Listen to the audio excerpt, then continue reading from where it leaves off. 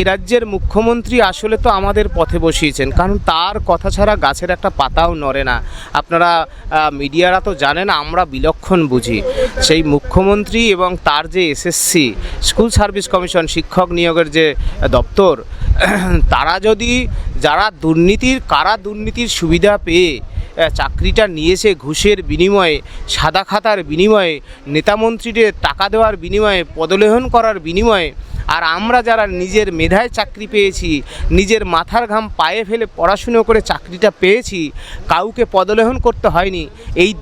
দুটো অংশকে পৃথকীকরণ, ল অফ সেগ্রিগেশন করতে বলা হয়েছিল। এসএসসি বারবার প্রেসের সামনে বড় বড় কথা বলছে যে আমরা দেব, কিন্তু এই এসএসসি হাইকোর্টে, মহামান্য কলকাতা হাইকোর্টে তারা বারবার হাইকোর্ট চেয়েছিল যে আপনারা দিন, কারা যোগ্য আর কারা দুর্নীতির সুবিধা পেয়ে এই মাস্টারমশাই হয়ে